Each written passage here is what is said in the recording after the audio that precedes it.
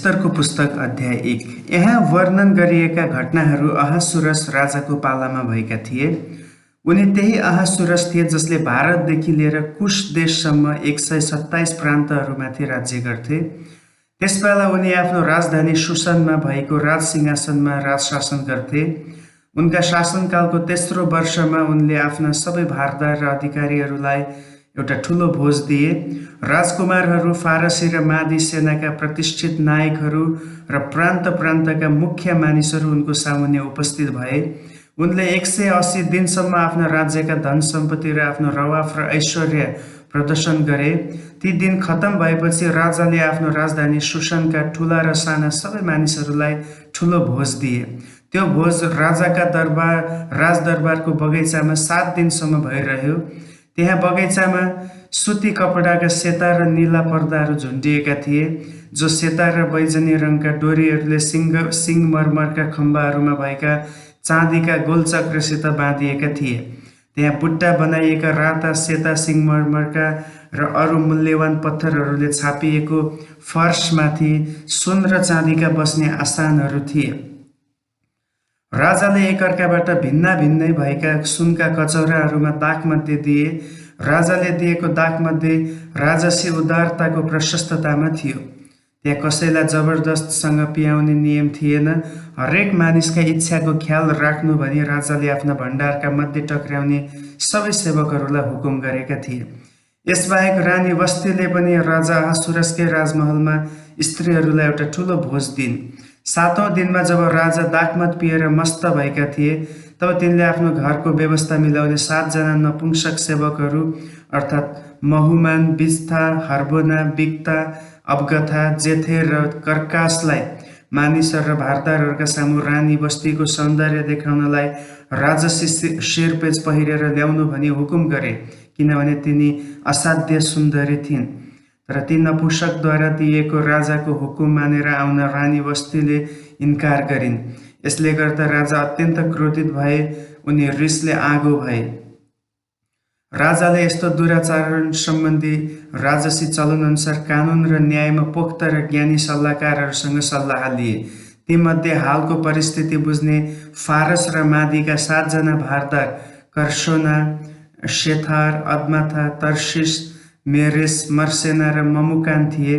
उनीहरू राजाको नजिकका थिए। उनीहरूलाई राजाको उपस्थितिमा प्रवेश गर्ने विशेष अधिकार थियो। उनीहरूले राज्यमा विशेष स्थान पाएका थिए। राजाले उनीहरूलाई सोधे, नपुंसकद्वारा दिएको राजा अहासुरसको हुकुम इन्कार गरेकोमा रानी बस्तीलाई कस्तो व्यवहार गर्नुपर्छ? कानुनले के भन्छ? तब ममुकानले राजा र भारदारहरूका सामुन्ने यो जवाब दिए, रानी बस्तीले केवल राजाको मात्र होइन तर राजा अहासुरसका सारा प्रान्तका सबै भारदारहरू र मानिसहरूको अनादर गर्नुभयो। रानीले गर्नुभएको काम सबै स्त्रीले थाहा पाउनेछन् र त्यसले गर्दा तिनीहरूले आफ्ना पतिहरूलाई तुच्छ ठान्नेछन्। तिनीहरूले यसो भन्नेछन्, राजा अहासुरसले रानी बस्तीलाई आफ्नो सामु ल्याउन हुकुम गर्नुभएको थियो, तर उहाँ आउनु भएन।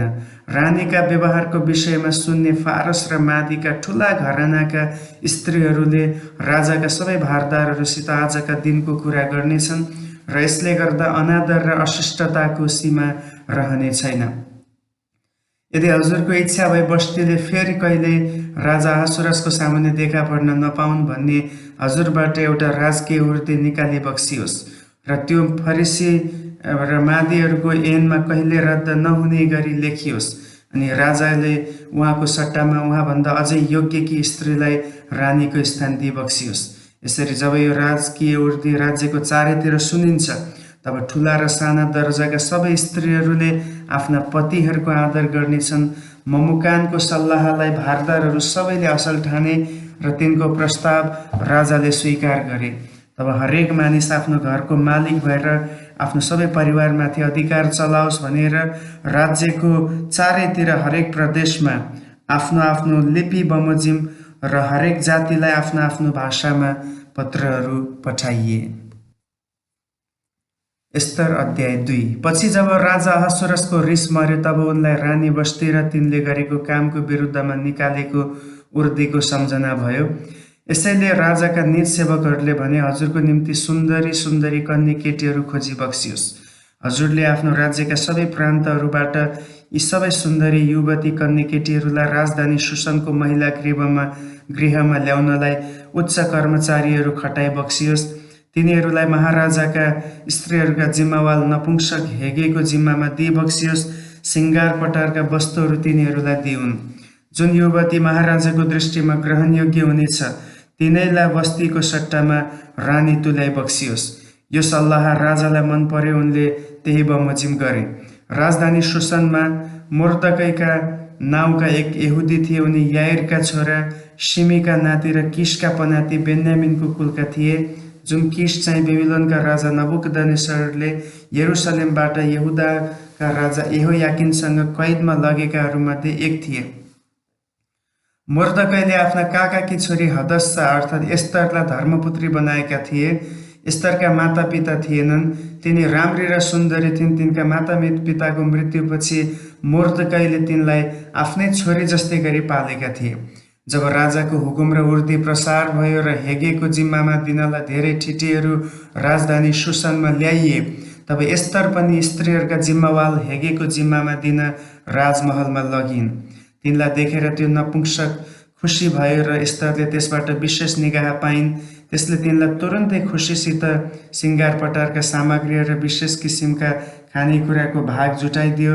राजाको महलबाट 7 जना चुनिएका सहेलीहरूलाई तिनले पनि त्यसले खटाइदियो।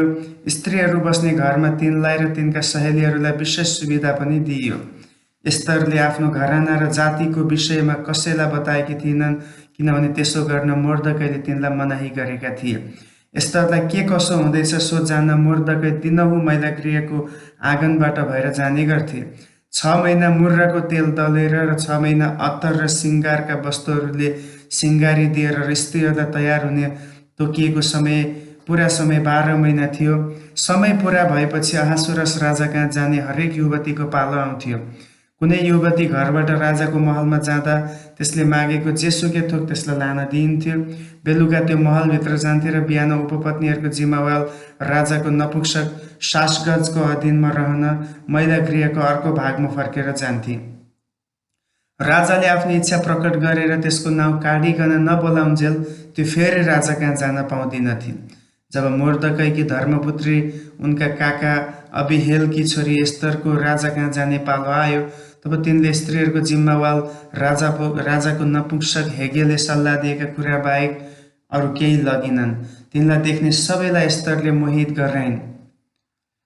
अहासुरसका राज्यकालको 7औं वर्षको 10औं महिना अर्थात् तेबेत महिनामा तिनी राजमहलमा राजा अहासुरस कहाँ लगिन्।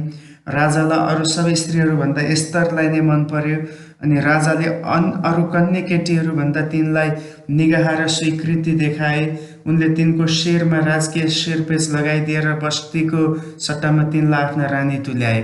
त्यसपछि राजाले आफ्ना सबै भारदार र अधिकारीहरूलाई एस्तरको सम्मानमा एउटा ठुलो भोज दिए। तिनले प्रान्तहरूमा बिदाको घोषणा गरेर राजाले दिनुपर्ने योग्यका उपहारहरू दिए। दोस्रोपल्ट कन्या केटीहरू भेला गर्दा मोर्दकै राजाका दरबारको मूल ढोकामा उपस्थित थिए। मोर्दकैको आदेश अनुसार एस्तरले आफ्नो घराना र वंशको कुरा गुप्तमा राखेकी थिइन्। मोर्दकैको अधीनमा हुँदा उनले तिनलाई आदेश दिए झैँ तिनले गरिन्। एक दिन मोर्दकै राजदरबारको मूल ढोकामा भएको बेला राजाको ढोकामा पालो बस्ने 2 अधिकृतहरू बिगथाना र तेरेसले असन्तुष्ट भएर राजा अहासुरसलाई मार्ने षड्यन्त्र रचे।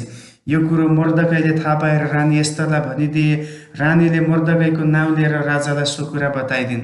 यस कुराको जाँचबुझ भएपछि पक्का सबुत भयो र राजाले ती 2 मानिसहरूलाई फाँसीको सजाय दिएर काठमा झुन्ड्याइदिए। यी सबै कुरा राजाको सामान्य इतिहासमा लेखिए। एस्तर अध्याय 3। त्यसपछि राजा अहासुरसले आगागी हम्मादाताका छोरा हामानको दर्जा बढाइदिएर तिनका सबै सङ्गी भारदारहरूभन्दा तिनलाई श्रेष्ठ स्थानमा दिई उच्च पदमा राखे। यसैले राजदरबारको ढोकामा हुने अधिकारीहरू सबैले राजाको आज्ञा अनुसार हामानलाई घुँडा टेकेर दण्डवत गर्थे। तर मोर्दकैले चाहिँ तिनलाई यसरी घुँडा टेकेर दण्डवत गर्दैनथे। एकपल्ट राजदरबारका अधिकारीहरूले मोर्दकैलाई भने, तपाईँ किन राजाको आज्ञा उल्लङ्घन गर्नुहुन्छ? उनीहरूले उनलाई दिनदिनै त्यही कुरा भन्थे। तर उनले उनीहरूको कुरा सुन्दैनथे। मोर्दकैले इन्कार गरेको कुरा हामानले सहन्छ कि सहँदैन भनी बुझ्नलाई उनीहरूले हामानलाई यो कुरा जनाइदिए, किनभने म एक यहुदी हुँ भनी मोर्दकैले उनीहरूलाई भनिदिएका थिए। मोर्दकैले तिनलाई घोडा टेकी दण्डवत नगरेको कुरा हामानले थाहा पाएर तिनी रिसले चुर भए। हामानले मोर्दकैका जात भाइ को रहेछन् भनी थाहा पाएपछि तिनलाई मात्र हात हाल्न मन गरेनन् र अहासुरसको समस्त राज्यका सबै यहुदीहरू मोर्दकै र उनका सबै जातिलाई नै नाश गर्ने उपाय तिनले खोज्न लागे। अहासुरस राजाको 12औं वर्षको पहिलो महिना अर्थात् निसान महिनामा हामानको सामु दिन र महिना तोक्नका निम्ति उनीहरूले चिट्ठा हाले। त्यस चिट्ठालाई पुर भन्थे। चिट्ठा 12औं महिना अर्थात् अदार महिनामा पर्यो। तब हामानले राजा अहासुरसलाई भने, हजुरको राज्यका समस्त प्रान्तमा धेरै मानिसहरूका बीचमा फैलिएको एउटा जाति छ। तिनीहरू अलग्गै बस्छन्। तिनीहरूका रीतिरिवाजहरू र अरू सबै जातिका भन्दा बेग्लै छन्। तिनीहरूले हजुरका ऐन कानुन पालन गर्दैनन्। हजुरले तिनीहरूलाई सहानुभूति देखाउनु उचित छैन। यदि महाराजाको इच्छा भयो तिनीहरूका विनाशको निम्ति एउटा लिखित आज्ञा निकाली बक्सियोस्। यो काम गर्ने हजुरका कर्मचारीहरूका लागि म राजकोषमा जम्मा गर्न 3 लाख किलो चाँदी दिनेछु। तब राजाले आफ्नो छापौँठी आफ्नो औँलाबाट झिकेर यहुदीहरूको शत्रु अगागि हम्मदाताका छोरा हामानलाई दिए। उनले हामानलाई भने, त्यो चाँदी आफूसँग राख र ती मानिसहरूप्रति तिमीलाई जे इच्छा लाग्छ त्यही गर। तब पहिलो महिनाको 13औं दिनमा राजाका सचिवहरू बोलाइए अनि हामानको आदेश अनुसार राजाका प्रान्तका बडा हाकिमहरू, विभिन्न प्रान्तका राज्यपालहरू र विभिन्न जातिका भारदारहरूलाई लिखित रूपमा हुकुम पठाइयो। हरेक प्रान्तमा त्यहाँकै लिपि र हरेक जातिलाई उनीहरूको आफ्नै भाषामा त्यो पठाइयो। राजा अहासुरसको नाउँमा त्यो निकालियो र राजाकै छाप त्यसमा लगाइएको थियो।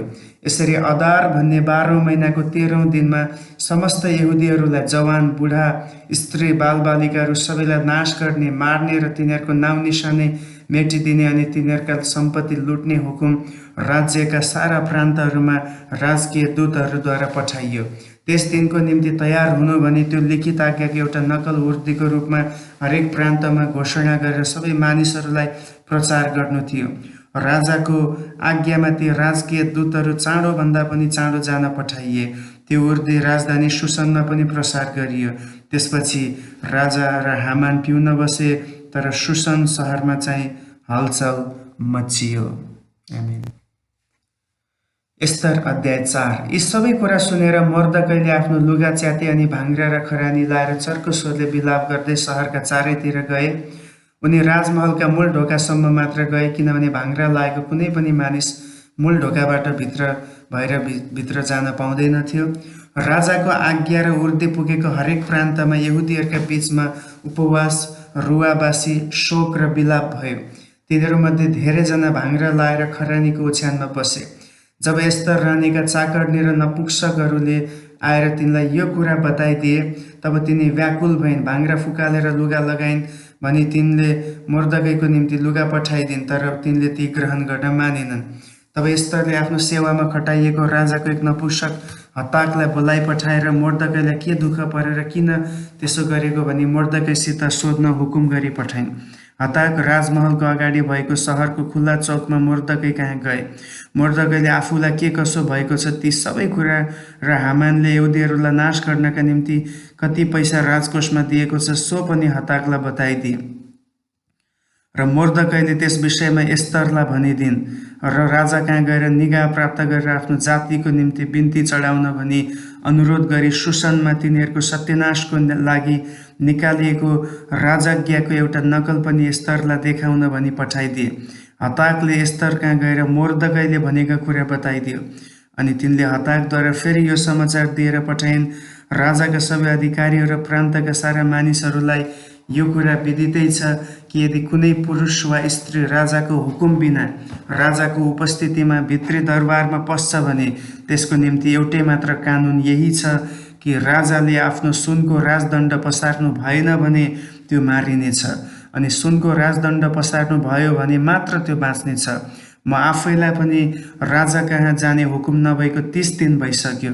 तर जब एस्तरले भनेको कुरा मोर्दकैलाई सुनाइयो, तब उनले एस्तरका यही जवाब भनी पठाए, यो नसोच कि तिमी राजमहलमा भएकीले सबै यहुदीहरूमध्ये तिमी मात्रै बाँच्नेछौ। यस्तो बेलामा तिमी चुपै लागि बस्यौ भने यहुदीहरूका निम्ति सहायता र छुटकारा अरूद्वारै आउनेछ, तर तिमी र तिम्रो पिताको घराना चाहिँ नष्ट हुनेछन्। सायद यस्तै समयको निम्ति नै तिमी यो राजपदमा पुगेकी हौ कि? तब एस्तरले मोर्दकै कहाँ यस्तो जवाब पठाइन्, गएर सुसनमा भेट्टाएका जति सबैलाई यहुदीहरूलाई मेरो निम्ति उपवास बस्न भेला गर्नुहोस्। 3 दिन र 3 रातसम्म न त खानेकुरा खानुहोस् न पानी पिउनुहोस्। म र मेरा चाकरडीहरू पनि तपाईँहरू जस्तै उपवास बस्नेछौँ। त्यसपछि कानुनको विरुद्धै भए पनि म राजा कहाँ जानेछु, यदि मेरो नाश हुन्छ भने पनि होस्। तब मोर्दकै गइहाले र एस्तरले हुकुम गरे अनुसार नै गरे। आमेन। एस्तर अध्याय 5। तेस्रो दिन एस्तरले आफ्नो राजकीय पोसाक पहिरिन् र राजमहलको भित्री आँगनमा उभिरहिन्। राजा चाहिँ सिंहासनमा बसेर मूल ढोकातिर फर्केका थिए। जब राजाले एस्तर रानीलाई आँगनमा उभिरहेकी देखे, तब राजाको निगाह तिनीमाथि भयो र आफ्नो साथमा लिइराखेको सुनको राजदण्ड उनले तिनीतिर पसारे। तब अघि बढेर एस्तरले राजदण्डको टुप्पालाई छोइन्। राजाले तिनलाई भने, रानी एस्तर, तिमी के चाहन्छौ? तिमी जेसुकै माग, मेरो आधा राज्यसम्म पनि म तिमीलाई दिनेछु। एस्तरले भने, हे महाराजा, हजुरलाई असल लागे हजुरको निम्ति मैले तयार गरेको भोजमा आज हामानको साथमा हजुरको सवारी होस्। एस्तरको इच्छा पूरा गर्न राजाले हामानलाई तुरुन्तै बोलाएर ल्याउने हुकुम गरे। तब एस्तरले तयार गरेको भोजमा राजा र हामान गए। दाखमत पिउँदै राजाले एस्तरलाई फेरि भने, तिमीले मलाई जेसुकै मागे पनि म तिमीलाई दिनेछु। तिम्रो माग के हो भन, मेरो आधा राज्यसम्म पनि म तिमीलाई दिनेछु। जवाफमा एस्तरले भनिन्, मेरो बिन्ती र अनुरोध यही छ, यदि मैले महाराजाको निगाह पाएकी छु र यदि मैले मागेको कुरा दिनु र मैले चढाएको बिन्ती पुरा गर्नु महाराजालाई असल लागे, हजुर दुवैका निम्ति मैले तयार गरेको भोजमा हजुर महाराजा र हामान भोलि पनि आइबक्सियोस्। भोलि म महाराजालाई आफ्नो कुरा भन्नेछु। त्यस दिन हामान रमाउँदै र मनमा खुसी हुँदै गए। तर जब तिनले मोर्दकैलाई राजाको मूल ढोकामा र तिनको सामु खडा नभएका र नडराएका देखे, तब तिनी रिसले चुर भए, तर आफैलाई सम्हालेर तिनी घर गए। त्यसपछि तिनले आफ्ना मित्रहरू र आफ्नी पत्नी जेरेसलाई बोलाइ पठाए र तिनीहरूलाई आफ्ना धन सम्पत्ति र धेरै छोराहरू भएको रवाफ र राजाले तिनलाई उच्च पद दिएका र अरू भारदार र अधिकारीहरूमा आफूलाई बढी मान दिएका कुरा बताए। हामानले भने, त्यति मात्र होइन त रानी एस्तरले तयार गर्नुभएको भोजमा राजासित जान मलाई मात्र रानीले निम्तो दिनुभयो, अनि राजासित जान भोलि पनि मलाई निम्तो दिनुभएको छ। तापनि त्यस यहुदी मोर्दकैलाई राजदरबारको मूल ढोकामा बसिरहेको देख्दा यी सबैले सन्तोषै लाग्दैन। तब तिनकी पत्नी जेरेस र तिनका सबै मित्रहरूले तिनलाई भने, 25 मिटर अग्लो एउटा फाँसीको काठ खडा गर्नुहोस् र बिहान मोर्दकैलाई त्यसमा झुन्ड्याउन राजासित बिन्ती गर्नुहोस्। त्यसपछि खुसीसित राजा कहाँ भोजमा जानुहोस्। हामानलाई यो कुरो साह्रै असल लाग्यो र तिनले त्यो फाँसीको काठ खडा गर्न लगाए। एस्तर 6 अध्याय 6। त्यस रात राजालाई निन्द्रै लागेन। उनले आफ्नो राज्यकालका विवरण भएको इतिहासको पुस्तक ल्याएर पढी सुनाउने हुकुम गरे र त्यो राजालाई पढेर सुनाइयो। त्यसमा 2 जना ढोके, बिगथाना र तेरेसले राजा अहासुरसलाई मार्ने षड्यन्त्र गरेका र मोर्दकैले त्यो जाहेर गरिदिएका विषयमा लेखिएको थियो। तब राजाले भने, यसको निम्ति मोर्दकैले कुन सम्मान अथवा पद पाए त? त्यहाँ उपस्थित भएका राजाका सेवकहरूले भने, मोर्दकैको निम्ति त केही गरिएको छैन। राजाले सोधे, त्यहाँ चोकमा को छ? त्यसबेला हामान भर्खरै आफूले तयार गरेको फाँसीको काठमा मोर्दकैलाई झुन्ड्याउन भनी राजासित बिन्ती गर्न महलको बाहिर चोकमा आइपुगेका थिए। राजाका सेवकहरूले जवाफ दिए, हामान चोकमा उभिरहेका छन्। राजाले तिनलाई भित्र ल्याउने हुकुम गरे। जब हामान भित्र आए, तब राजाले तिनलाई सोधे, राजा आफैले सम्मान दिन इच्छा गरेको मानिसलाई के गर्नुपर्छ? हामानले मनमा नै सोचे, म बाहेक राजाले अरू कसलाई सम्मान दिन इच्छा गर्नुभएको होला र? यसकारण तिनले राजालाई भने, जुन मानिसलाई राजाले सम्मान दिने इच्छा गरी बक्सिन्छ, त्यसको निम्ति राजा आफैले लाउने पोसाक र राजाले सवार गर्ने घोडा ल्याइयोस्, जसको शिरमा राजसी चिन्ह लगाइएको छ। त्यो पोशाक र घोडा राजाका सबैभन्दा माननीय पदाधिकारीहरूमा एकजनाको हातमा सुम्पियोस् अनि राजाले सम्मान गर्ने इच्छा गर्नुभएको त्यस मानिसलाई तिनीहरूले पहिराइदिउन् र त्यही घोडामा सवार गराएर सहरका सडकहरूमा तिनीहरू जाँदा यसो भन्दै कराउन्, राजाले सम्मान गर्न इच्छा गर्नुभएको मानिसको निम्ति के गरिएको छ सो हेर। तब राजाले हामानलाई भने, झट्टै गएर तिमीले भने चाहिँ पोशाक र घोडा ल्याऊ र यहुदी मोर्दकैको निम्ति त्यसै गर। उनी दरबारको मूल ढोकामा रहन्छन्, तिमीले भने बमोजिम सबै कुरामध्ये केही नछुटोस्। यसकारण हामानले त्यो पोशाक मोर्दकैलाई पहिराइदिएर घोडा लिएर उनलाई चढाई सहरका सडकहरूमा यसो भन्दै तिनी कराए, राजाले सम्मान गर्न खुसी हुनुभएका मानिसलाई के गरिन्छ हेर। त्यसपछि मोर्दकै राजदरबारको मूल ढोकामा फर्किआए। हामान चाहिँ मुख छोपेर अफसोस गर्दै हतार हतार आफ्नो घरमा गए। तिनले आफ्नी पत्नी जेरेस र आफ्ना सबै मित्रहरूलाई तिनीमाथि भएका सबै कुरा बताए। तिनका सल्लाहकार र तिनकी पत्नीले यो भने, यदि मोर्दकै जसको सामुन्ने तपाईँको पतन सुरु भएको छ ती यहुदी जातिका हुन् भने तपाईँ उनको विरुद्धमा केही गर्न पनि सक्नुहुन्न, तपाईँको निश्चय नै पतन हुनेछ। हामानसित तिनीहरू कुरा गरिरहँदा राजाका नपुंसकहरू आइपुगेर तिनलाई एस्तरले तयार गरेको भोजमा लगिहाले। आमेन।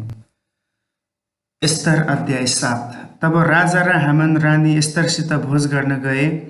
त्यस दिन पनि दाखमध्य पिउँदै राजाले फेरि भने, रानी एस्तर, तिम्रो बिन्ती के हो मलाई भन, मेरो आधा राज्यसम्म मागे तापनि त्यो पुरा गरिदिनेछु।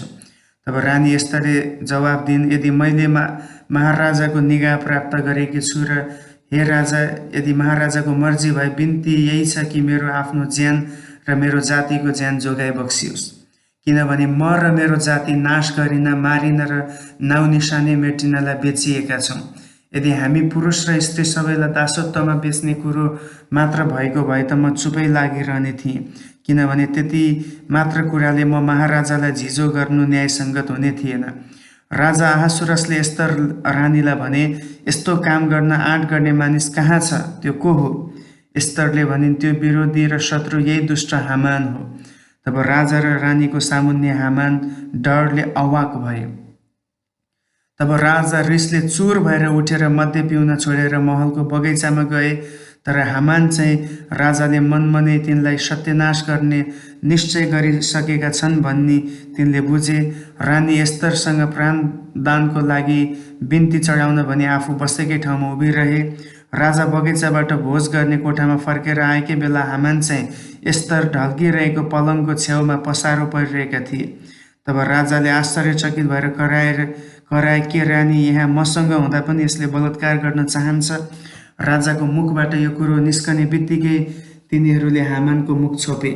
तब राजाको सामु हाजिर रहने नपुंसकहरूमध्येको एकजना हर्बोनाले भन्यो, महाराजाको प्राण जोगाइदिने मोर्दकैलाई झुन्ड्याउन भनी हामानले आफ्नै घरमा 25 मिटर अग्लो फाँसीको काठ बनाएको छ। राजाले भने, त्यसैमा हामानलाई झुन्ड्या। तब मोर्दकैको निम्ति आफैले तयार गरेको फाँसीको काठमा तिनीहरूले हामानलाई लगेर झुन्ड्याए। त्यसपछि राजाको रिस शान्त भयो। आमेन।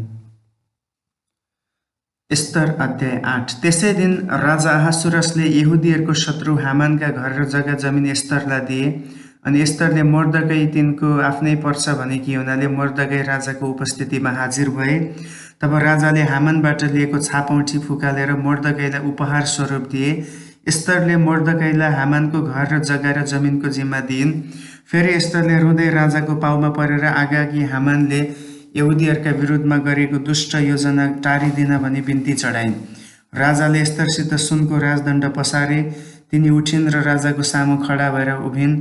एस्तरले भनिन्, महाराजाको इच्छा भए र यदि मैले हजुरको निगाह पाएकी छु भने मैले दिन लागेको प्रस्ताव महाराजाले उचित सम्झी बक्सिए र मैले हजुरको स्वीकृति पाउन सके। आगागी हम्मदाताको छोरा हामानले राजाका सबै प्रान्तहरूका यहुदीहरूलाई नाश गर्ने योजना बनाएर लेखेका पत्रहरूलाई रद्द गर्ने एउटा लिखित राजज्ञा पठाइ बक्सियोस्, किनभने मेरा जात भाइहरूमाथि परेको विपत्ति म कसरी सहन सकुँला, अथवा मेरो परिवारको विनाश म कसरी सहन सकुँला।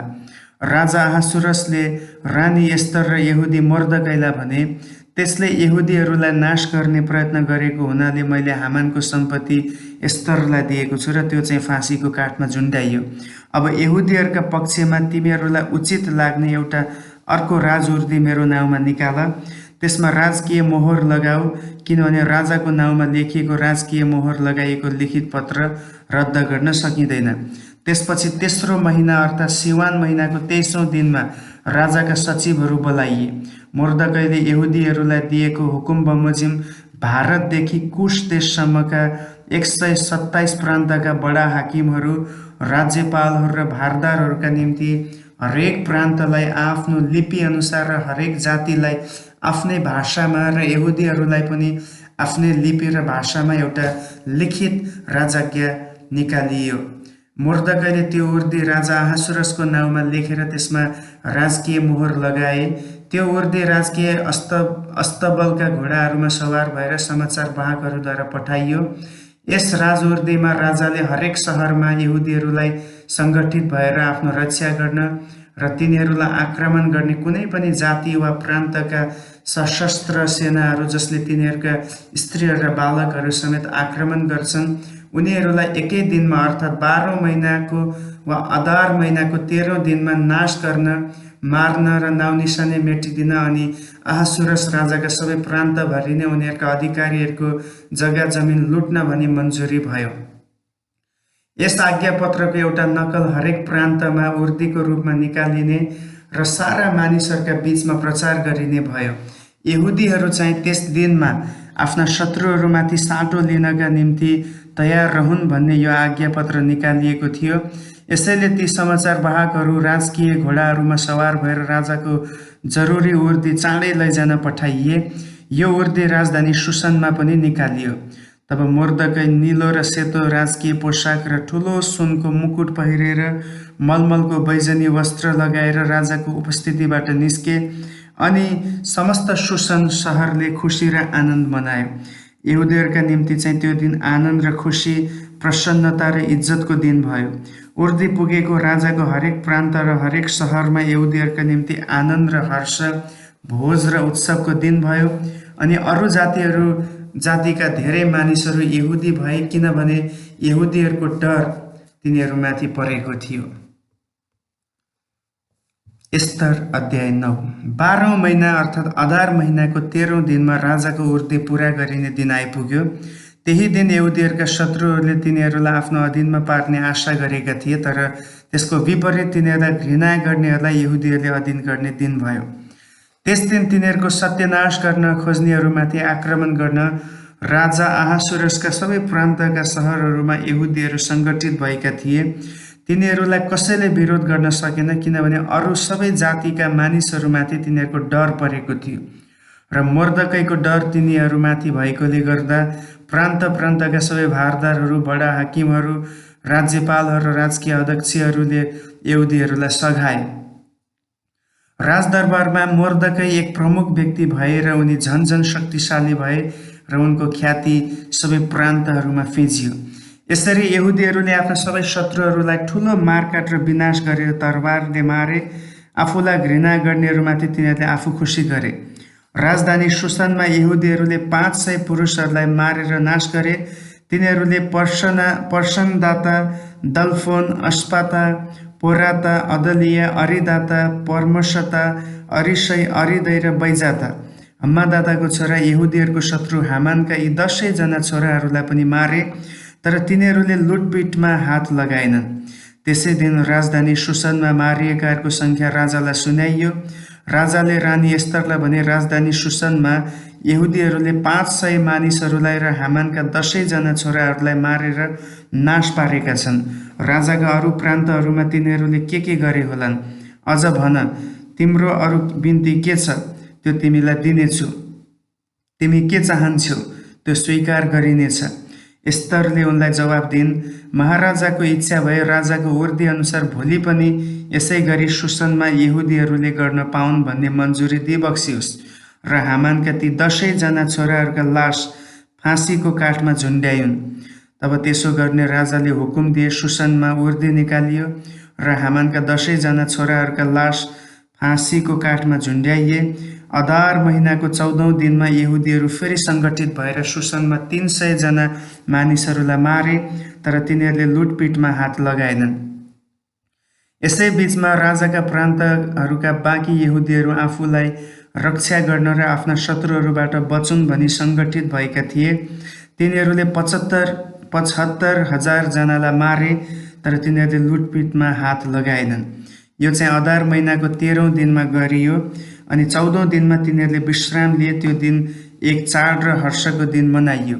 सुसनका यहुदीहरूले चाहिँ त्यस महिनाको 13औं र 14औं दिनमा सङ्गठित भएर 15औं दिनमा विश्राम लिए र त्यस दिनलाई चाड र हर्षको दिन ठहराए। यसैले टाढा टाढाका गाउँहरूमा बस्ने यहुदीहरूले अदार महिनाको 14औं दिन हर्ष र चाडको दिन मनाउँछन् र त्यस दिन तिनीहरू एकअर्कालाई उपहारहरू पठाउँछन्।